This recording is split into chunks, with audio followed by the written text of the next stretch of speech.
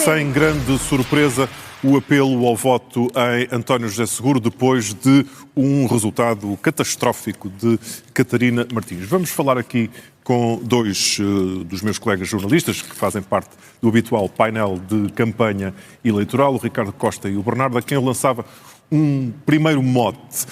António José Seguro disse que estava a correr um risco quando primeiro avançou sem um apoio oficial na altura do Partido Socialista. E de repente parece que ele vale mais do que o atual PS, Ricardo. Bem, vale, indiscutivelmente, e o que se mostrou nesta campanha foi uma campanha muito longa. Repara, houve 3 fases. Uma primeira fase em que o candidato, nós já nem falamos dele, o candidato que ia ganhar as eleições era Henrique Gouveia Melo, que tem hoje um péssimo resultado.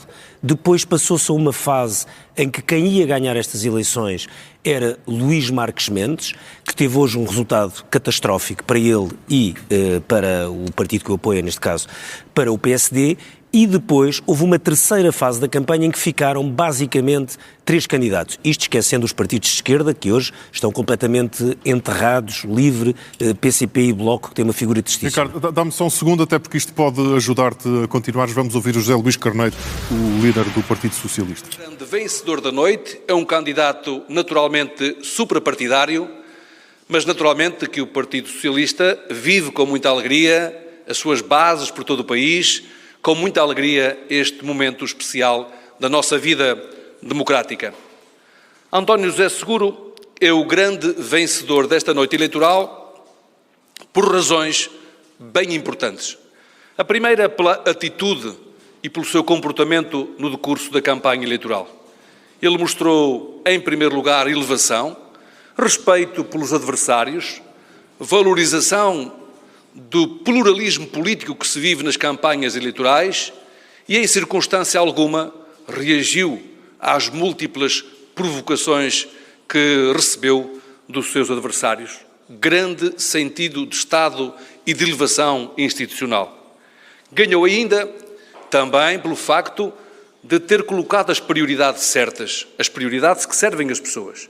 A saúde, por um lado, e em primeiro lugar, a habitação, e os problemas que vivem os mais jovens que carecem hoje de rendimentos para assegurarem uma habitação condigna, a economia, o seu crescimento e os salários, em condições de fixar os nossos mais jovens na vida do país, mas também pela forma como foi claro na defesa da dignidade das condições laborais de todas e de todos os portugueses, mostrando mesmo ser claro contra a legislação laboral que alguns tentaram colocar nas prioridades da agenda política. Foi, portanto, o candidato das prioridades que servem as pessoas, mas também o candidato que defendeu de forma inequívoca a democracia e que defendeu os valores constitucionais. Quero apelar a todas as portuguesas e a todos os portugueses. Por um lado, para agora que iniciamos a caminhada para a segunda volta, até dia 8 de fevereiro, para que unam os seus esforços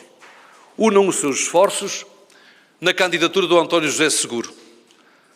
Todas e todos os democratas, humanistas, sociais-democratas, democratas cristãos, tantas e tantos que já votaram nesta primeira votação, a quem deixamos ficar uma palavra de profunda gratidão, porque mostra que é possível construir com diálogo e com cooperação uma unidade que se baseia na diversidade e na pluralidade da sociedade portuguesa, mas que procura salvaguardar o valor das instituições democráticas, do Estado de Direito, das liberdades, direitos e garantias dos cidadãos, e apela a que todas se mobilizem para esta caminhada até ao dia 8 de fevereiro. E porquê?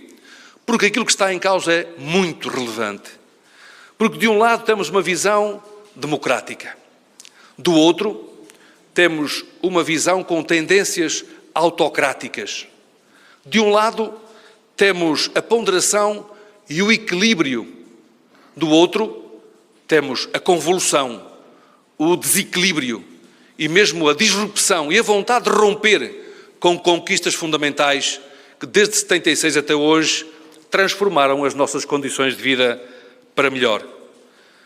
Por outro lado, de um lado está a defesa do prestígio das instituições, Do outro lado, está aqueles que atentam contra as instituições democráticas. Os portugueses têm que fazer um exercício. Quem desejam ver a Fica o essencial da reação de José Luís Carneiro, líder do Partido Socialista. Ainda ouvimos, Ricardo, peço para concluir o teu raciocínio, ouvimos lembrar que António José Seguro começou como suprapartidário, mas dizer logo é o nosso candidato. E é o candidato do Partido Socialista, embora o Partido Socialista vai ter que se afastar um pouco, ou seja, deixar a máquina, exatamente porque para uma segunda volta precisa que isso alargue. Neste momento, tudo indica que a segunda volta será entre António José Seguro e André Ventura, embora, chama a atenção, que naquilo que foram os intervalos máximo da nossa sondagem, João Coutinho Figueiredo ainda cruza o intervalo mínimo de André Ventura, embora é difícil que isso aconteça, até porque depois há aquele fator que já aqui foi lembrado, que é o fator do voto na imigração. Mas, em rigor, há um ponto muito importante. Na nossa sondagem, feita hoje à boca das urnas, no inquérito que se fez também aos eleitores, 30% disseram que decidiram o voto na última semana e 14% hoje. O que confirma aquela ideia que nós tínhamos nos últimos 15 dias, é que tudo se estava a decidir entre António José Seguro, André Ventura e João Coutinho Figueiredo. Porque ao longo da campanha as pessoas mudaram muito de opinião. Esse é o ponto com que eu vou fechar. Nesse mesmo inquérito, só 17% dos inquiridos é que dizem que mantiveram sempre o mesmo sentido de voto ao longo deste ano. Portanto, não foram as sondagens que se enganaram. Houve mesmo muitas mudanças ao longo desta última corrida, que nos últimos 15 dias ficou claramente entre as três mais dinâmicas, deixando para trás os dois vencedores anunciados há um ano e há 6 meses, Henrique Gouveia e Melo e Luís Marques Mendes, que hoje, em conjunto, podem ter pouco mais de 20% dos votos. E sei de fontes próximas de pessoas que escolheram na cabine de voto quando pegaram na caneta. Bernardo Ferrão, que leitura é que fazes depois das sondagens que fomos mostrando do que aconteceu esta noite? Bom, o que aconteceu esta noite, para já, das declarações que já ouvimos e 2 vezes de André Ventura, o que se percebe claramente é que André Ventura já está a trabalhar para a segunda volta e, no fundo, afirmando-se como o líder da direita, dizendo que é ele que vai agregar a direita. E isso faz pensar, como dizia no primeiro comentário aqui na noite, que, de facto, daqui em diante, e pensando que André Ventura pode ter um resultado volumoso numa segunda volta, isso levanta um enorme problema, de facto, a Luís Montenegro. Falávamos sobre isso no primeiro comentário, porque se imaginares que André Ventura, vamos dar de barato que André Ventura não ganha a eleição presidencial, mas consegue uns 30%, 35% ou até 40% da votação. Quer dizer, Luís Montenegro foi eleito primeiro-ministro com cerca de 30%, 31%. Isso obviamente que muda tudo. E, portanto, a situação de Luís Montenegro não vai ser fácil. Há pouco o Miguel Morgado levantava aqui a questão: o que é que fará Luís Montenegro durante estas 3 semanas? Não, dizia mais, dizia que ele não pode ficar calado 3 semanas, não é? Quer dizer, não sei se não pode ficar calado. O que é que lhe resta? Se Luís Montenegro apoiar António José Seguro, quer dizer, está a premiar, está a fazer aquilo que André Ventura quer. Se apoiar André Ventura, quer dizer, aí é o fim do PSD. É uma situação muito complicada para Luís Montenegro. Não sei se Luís Montenegro e o PSD vão tentar passar o ónus para Luís Marques Mendes para, de certa forma, passar incólumes em relação a esta derrota, mas é, de facto, uma situação de enorme fragilidade. Outra questão muito rápida. O que é que faz Coutinho Figueiredo com este resultado? Coutinho Figueiredo, apesar de tudo, pode acabar a noite com um resultado ali entre os 17% e os 20%.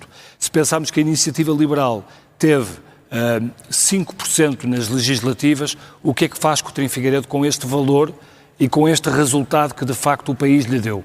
Coutinho Figueiredo vale muito mais que a Iniciativa Liberal. Vai impor-se como líder da Iniciativa Liberal, não se vai impor, regressa a Bruxelas como eurodeputado. Portanto, há aqui várias questões que saem desta noite. E depois, em relação à direita, há aqui um nome que eu acho que é importante falar hoje, que é o nome de Pedro Passos Coelho.